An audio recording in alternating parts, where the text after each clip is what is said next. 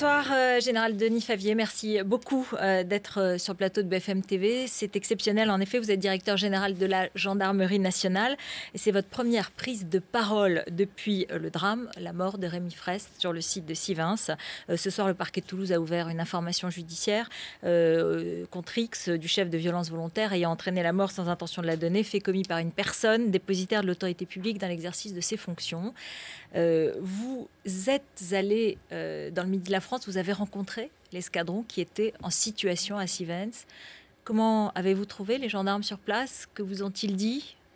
Alors, je rentre effectivement du sud-ouest où j'ai rencontré l'escadron qui a été engagé sur l'opération en question dans la nuit de samedi à dimanche dernier.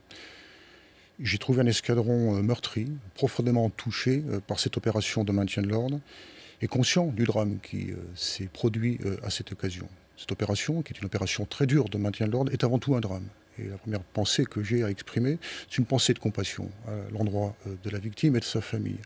Et à travers ma personne, c'est l'ensemble de la gendarmerie qui exprime cette même compassion. L'escadron que j'ai rencontré est un escadron responsable, un escadron chevronné, composé de personnel équilibré, conscient de leurs responsabilités, conscient des conditions d'engagement difficiles au maintien de l'ordre. J'ai trouvé très affecté par cette situation opérationnelle qu'ils n'avaient jamais rencontrée jusqu'alors. J'ai trouvé des hommes qui, pendant des heures, ont été harcelés, ont fait l'objet de tirs, de pierres, de tirs, de cocktails Molotov, de tirs de boulons, de tirs de fusées de détresse, ont fait l'objet d'emplois de mortiers et ont été malmenés par des gens qui avaient très clairement la volonté d'en découdre. Et donc moi, je suis soucieux ce soir d'exprimer la parole des gendarmes qui ont ainsi été exposés et ont vécu des conditions de maintien de l'ordre particulièrement délicates. Néanmoins, vous l'avez dit, c'est un drame. Un jeune homme de 21 ans tué pendant une manifestation en France aujourd'hui. Évidemment, ça n'était pas arrivé depuis très longtemps. Est-ce que vous connaissez les circonstances de ce drame? Est-ce que vous avez identifié le gendarme qui aurait tiré la grenade offensive dont des traces ont été retrouvées sur les vêtements du jeune Rémi Fraisse? C'est une situation opérationnelle vraiment très délicate. Il a fallu plusieurs heures pour pouvoir vraiment voir ce qu'il en était. Nous avons maintenant une vision assez précise des choses, mais l'enquête qui est engagée sous l'autorité, la direction du procureur de la République de Toulouse, sous le contrôle du procureur général, l'information qui va être ouverte, vous l'évoquez à l'instant, va permettre de voir plus clair. J'ai voulu rencontrer l'escadron pour voir les hommes qui ont été au contact. Et il n'y a rien de tel qu'un contact direct pour le chef que je suis avec les hommes qui ont été engagés, qui ont souffert dans cette opération.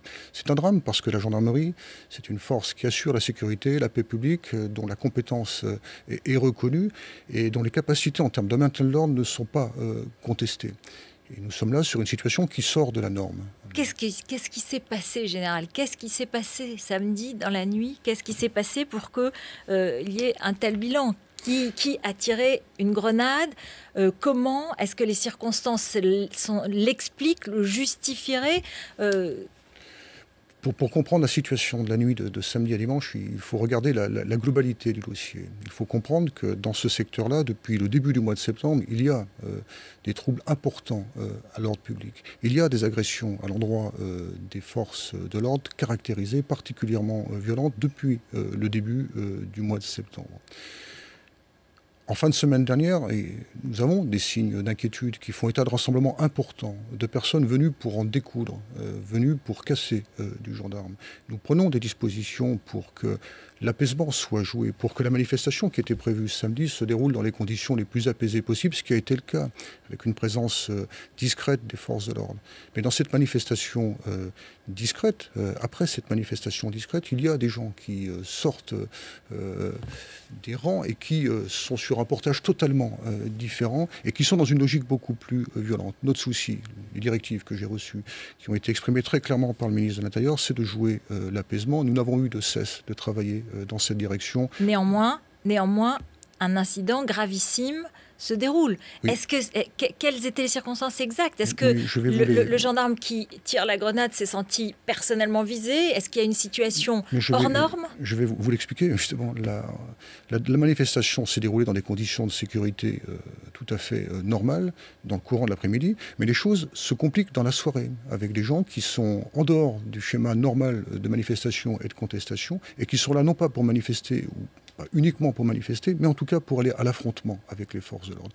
L'escadron que j'ai rencontré et celui qui l'a précédé sur la défense du point qui leur avait été donné sont en position statique. Ils ne bougent pas, ils ne sont pas à la recherche d'un contact avec des opposants. Ils font l'objet sur leur position d'agressions caractérisées, d'équipes qui sont déterminées, qui se déplacent, qui sont très mobiles, d'individus casqués, cagoulés, porteurs pour certains de boucliers de fortune et qui agressent les forces de l'ordre avec une violence qui n'a, d'après les témoignages qui m'ont été rapportés, jamais été rencontrée par les gendarmes engagés dans une opération de maintien de l'ordre. Concrètement, quel type d'agression, quel type d'arme? Nous sommes là sur des tirs de pierre, des tirs de boulons, nous sommes sur le jet de cocktails Molotov, de bouteilles incendiaires, nous sommes sur l'emploi de mortiers, le tir de fusées depuis des rampes de lancement qui viennent percuter les véhicules. Il faudra regarder les dégâts sur les véhicules. Et donc les gendarmes ont encaissé ça, avec des groupes qui viennent au contact, qui exercent une pression importante. Est-ce que Rémi Fraisse était dans un de ces groupes? Est-ce qu'il était susceptible d'être parmi ces groupes ultra-violents? Ses proches le décrivent comme un jeune homme pacifique, militant engagé. L'enquête va clairement le déterminer, mais ceux qui sont au contact des gendarmes à 2h du matin le dimanche dernier, eh bien, ce sont des gens qui sont là pour être au contact des gendarmes et en découdre, très clairement. Et donc vous pensez que le jeune Rémi Fraisse serait parmi eux? Il est là pour en découdre, mais selon Rémi vous? Fraisse, je ne sais pas s'il est là pour en découdre. En tout cas, il est dans un groupe qui est là pour en découdre. Très clairement, très clairement. Et jamais le gendarme n'a utilisé ces munitions pour pouvoir atteindre tel ou tel individu. Ils ont utilisé les munitions pour préserver le terrain qui leur a été demandé de préserver. Et donc nous sommes dans une logique de pression forte exercée sur les forces de l'ordre, avec en réaction des moyens qui sont des moyens gradués, avec des grenades lacrymogènes qui sont utilisées pour Combien de grenades combien de grenades offensives? Il y a plus de 200 grenades lacrymogènes qui ont été tirées par l'escadron que j'ai rencontré. C'est le signe d'un engagement, comment dirais-je, graduel, d'une riposte graduelle pour signifier qu'il n'est pas possible d'aller plus loin.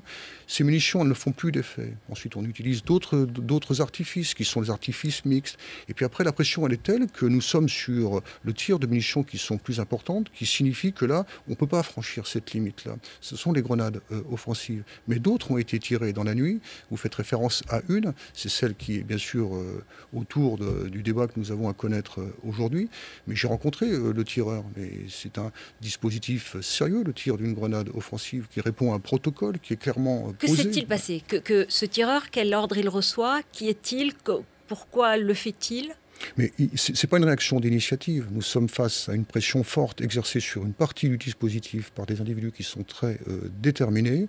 Le commandant de peloton qui est au contact voit que sur sa partie, les choses deviennent très dures et qu'il ne pourra pas maintenir la position. Il en rend compte à son commandant d'escadron qui ordonne le tir, ainsi que c'est prévu par les dispositions du code pénal, le tir d'une grenade offensive. Des sommations sont faites, des annonces sont faites. Le commandant de peloton désigne un gradé qui est chargé de cette mission-là, qui tire cette munition, non pas sur un individu, c'est tout simplement impossible, mais qui la tire dans un secteur donné pour signifier que là, on ne rentre pas. Elle est tirée de quelle façon? Parce que l'avocat de la famille Fraisse s'interroge et se demande si elle est tirée en cloche, à la main ou par un cougar. C'est un instrument qui permet en tir tendu et donc à hauteur d'homme et qui risque de toucher. Et même beaucoup de choses gravement sont dites dans ce dossier qui ne sont pas exactes. Cette grenade est tirée et lancée à la main depuis l'arrière du grillage derrière lequel les forces de l'ordre sont installées. C'est un tir courbe, parabolique, et tiré à une distance de 10 à 15 mètres,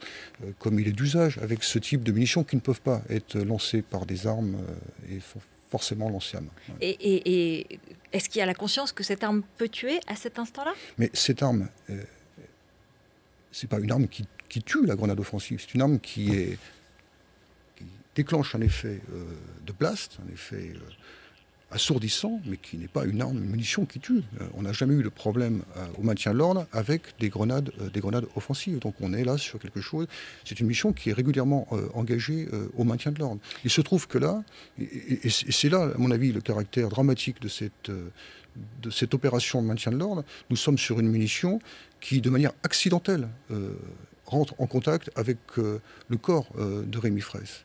Et dans un concours de circonstances que pour l'instant on ne peut pas déterminer, mais au niveau où j'en suis, de la connaissance de ce dossier, j'estime que là nous sommes sur un concours de circonstances tout à fait défavorable. Cette grenade n'a jamais occasionné de dégâts mortels. Est-ce que les gendarmes voient Rémi Fraisse tomber ? Le gendarme qui tire ne voit pas Rémi Fraisse tomber, mais les gendarmes qui sont au contact du groupe d'activistes dans lequel il est voient quelqu'un tomber, effectivement. Et les gendarmes décident aussitôt d'aller, parce que ça fait partie des modes opératoires, chercher le corps de Rémi Fraisse pour le ramener en arrière et lui prodiguer les soins.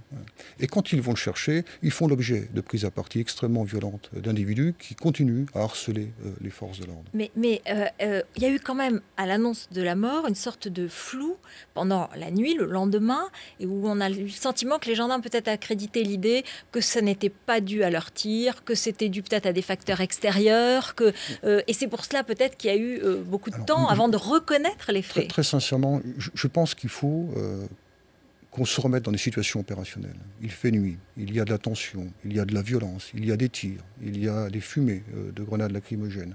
Il y a des gendarmes blessés, on n'en parle pas, mais il y a des gendarmes blessés. Il y en a eu 2 dans ce peloton qui a fait l'objet de tirs particuliers. Je les ai vus ce matin, et moi je salue leur engagement, parce que c'est un engagement courageux et mesuré.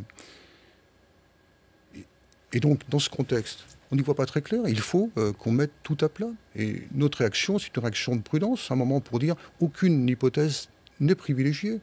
Il nous semble tellement improbable que ce soit la grenade offensive qui soit l'origine du décès qu'effectivement, on peut penser qu'il y a autre chose.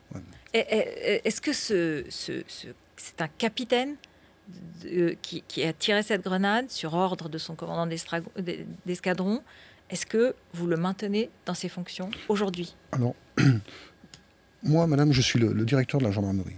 C'est une grande institution, 100 000 hommes et femmes qui servent notre pays dans des conditions que chacun connaît. C'est un corps qui est important, qui est apprécié, je crois. Moi, j'accorde, après avoir vu cet escadron, mon soutien total aux militaires de cette unité. J'estime qu'il n'y a pas de faute intentionnelle, volontaire. Et donc pas envisageable de suspendre quelqu'un à présent. Il n'est pas du tout envisageable de procéder de la sorte. Je considère que mon rôle de directeur général, c'est de soutenir mes hommes, et je les soutiendrai. Et je ne laisserai personne au bord du chemin. Mais je considère aussi que ce soutien que j'accorde à mes forces ne fait pas obstacle à un devoir de transparence, de vérité, de sincérité. Nous avons tous besoin de savoir ce qui s'est passé, nous, gendarmes, comme les autres parties. Les enquêtes sont lancées de toute façon. Qu'est-ce que vous avez constaté? On a parlé de la grenade qui aurait touché entre le sac à dos et le corps du jeune homme. Est-ce que vous avez observé cela? Non, ça, il est vraiment trop tôt pour le déterminer. Mais il est certain que la grenade a été en contact soit directement du corps, soit du corps par l'intermédiaire du sac à dos. Ça, à ce stade, moi, je ne suis incapable de le déterminer. Ce qui est certain, c'est que les premières analyses de police scientifique montrent qu'il n'y a pas d'autres traces sur le corps que des traces de l'explosif contenu dans la grenade. Dans cette démarche, nous sommes vraiment en recherche de vérité. Nous sommes dans une démarche de sincérité. L'enquête qui est conduite permettra d'y voir clair. Je soutiens mes hommes, j'assume ma part de responsabilité. Chacun dans ce dossier assume sa part de responsabilité. Est-ce à dire que vous auriez songé à démissionner? Mais jamais. Jamais. Ma mission, elle est d'être à la tête de la gendarmerie. Je suis le patron. Et dans la tempête, bien, le capitaine, il est là. Et moi, je suis un patron présent. Et je soutiens mes hommes. Néanmoins, bon, vous êtes un brillant officier général, vous avez participé à des opérations extrêmement périlleuses, vous avez libéré les otages de l'Airbus détenu par les islamistes en 1994 sur l'aéroport de Marignane, vous avez participé à la libération des otages du Ponant en 2008 et d'autres faits, vous avez dirigé le GIGN. Quand même, il y a un mort. Qu'est-ce que vous avez ressenti? C'est précisément parce que j'ai participé à des opérations un peu chaudes que je sais que les conditions d'engagement dans des situations extrêmes ne sont jamais faciles à cerner clairement. C'est la raison pour laquelle il faut prendre du temps pour décortiquer exactement ce qui s'est passé. C'est la raison pour laquelle aussi il ne faut pas porter de jugement trop hâtif, notamment à l'endroit des forces de l'ordre. Ce qui me navre, alors que la gendarmerie est une force reconnue pour respecter la vie humaine, c'est d'entendre les accusations qui sont portées à l'endroit de mon corps que je juge vraiment abusive et excessive. Je suis pour une démarche de transparence, mais je veux qu'on nous juge à la fin de l'enquête, quand on aura examiné tout et quand notamment on aura examiné les conditions d'emploi. J'estime que les gendarmes engagés cette nuit-là à Sivins ont été pris à partie de manière particulièrement violente, dans des conditions qui sortent de l'ordinaire. Et je considère que là, il y a un élément qui est extrêmement important à prendre en compte. Depuis dans les jours qui précédaient, certains militants s'inquiétaient et disaient attention, attention, il y a trop, y compris d'agressivité de la part des gendarmes, et que ça pourrait très mal finir. J'ai entendu ça, je l'ai fait vérifier. Mais la situation n'est jamais aussi claire que ça. Dans les informations qu'on donne, ça et là, on donne une vision parcellaire des choses. Les situations opérationnelles sont plus complexes. Il faut toujours entendre les différents acteurs, les différents sons de cloche. Moi, j'entends ce que vous me dites, je l'ai entendu, j'ai fait vérifier. Je n'ai pas de certitude à ce stade. Je sais qu'il y a eu des affrontements forts. Je sais que certains ont dit que les gendarmes avaient été un peu forts dans leur engagement à tel endroit. Particulièrement agressive et avait été particulièrement, justement, dans la charge plutôt que dans la défense simple. Oui, c'est pas vraiment la culture de la maison. Ce qu'il faut, pour être objectif, c'est, quand on dit ça, dire aussi ce que les gendarmes ont encaissé. Et moi, j'ai aussi cette vision des choses. Vous l'avez dit. Est-ce que, à partir d'aujourd'hui, le ministre de l'Intérieur a décidé de suspendre l'utilisation de grenades offensives ? Quelle consigne, du coup, vous donnez à vos hommes ? Très clairement, c'est une décision qui a été prise. Le ministre en a parlé aux deux directeurs généraux de la police et de la gendarmerie. On ne peut pas, en l'état, continuer dans l'immédiat, compte tenu de l'émotion, à autoriser l'emploi de ces munitions au maintien de l'ordre. Donc le ministre de l'Intérieur a décidé, avant d'être plus amplement informé, de surseoir à l'emploi des grenades offensives au maintien de l'ordre, ou des grenades qui contiennent de la matière explosive. Donc on va faire sans dans l'immédiat. Il a demandé aux deux inspections générales de la police et de la gendarmerie de regarder dans le détail cette question. Des conclusions devront être rendues sous 15 jours pour que nous pourrions voir plus clair. Du coup, vous êtes inquiet pour les prochains rassemblements ? Écoutez, moi je considère quand même que nous avons, en termes de maintien de l'ordre, d'opérations d'ordre public, une accentuation très nette du niveau de violence des manifestants. Pour la partie qui est la mienne, en gendarmerie, je constate... Après ce qu'on a vu à Notre-Dame-des-Landes, ce qu'on vient de voir à Sivins, ce qu'on a vu sur les bonnets rouges dans le courant du printemps dernier, que nous avons des conditions qui deviennent de plus en plus dures d'engagement au maintien de l'ordre. C'est de nature effectivement à nous inquiéter. Mais je considère aussi que nous avons en France une capacité forte en termes d'ordre public. Nous avons globalement peu de problèmes en termes d'ordre public. Or, nous avons bien sûr un pays qui manifeste, comme chacun le sait. Et donc, je pense qu'il faut prendre du temps. Il ne faut pas, sur la base d'un événement qui me semble plus accidentel qu'intentionnel, eh bien, rebâtir complètement le dispositif d'ordre public. Qu'est-ce que cela va changer dans votre pratique, ce drame ? Est-ce qu'il y a des pratiques nouvelles, ou est-ce que vous réfléchissez pour l'avenir à changer de méthode ? Mais toutes les opérations qui ont des évolutions dramatiques, comme c'est le cas là, donnent lieu à des briefings. Bien sûr, nous ne sommes pas figés sur des positions. Est-ce qu'on peut imaginer que vous allez être équipé de caméras comme d'autres forces de l'ordre ? Dominique Rizet, que vous connaissez, notre spécialiste police-justice, me dit ça se fait partout dans les manifestations, pourquoi pas là ? Mais il y a des images de cette manifestation, des images qui ont été prises par les escadrons, qui ont été versées au dossier judiciaire, qui seront le moment venu exploitées, qui sont, semble-t-il, intéressantes. On y entend les ordres.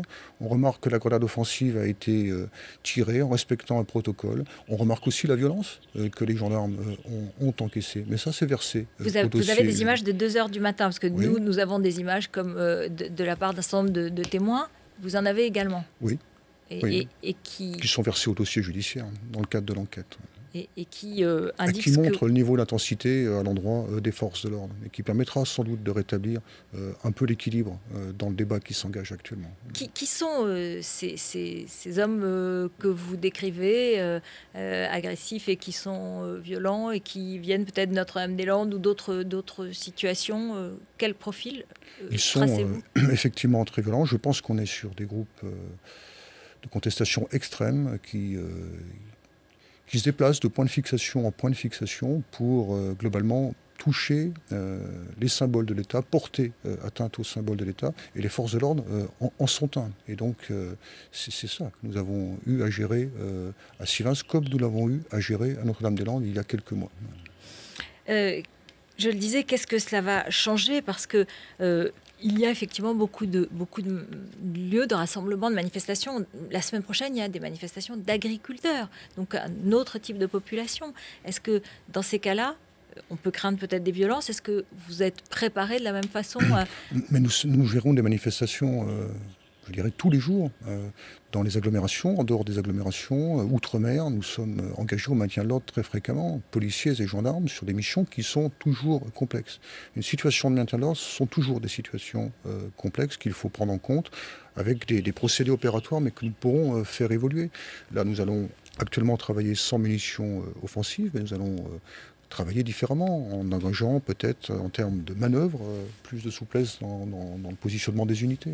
Vous m'avez dit sur votre démission, jamais vous n'y avez pas pensé à aucun moment face à cette crise? Mais je trouve, la question me choque un peu, pour tout vous dire. Je trouve franchement que nous sommes face à une affaire qui relève d'un drame que je qualifie d'accidentel.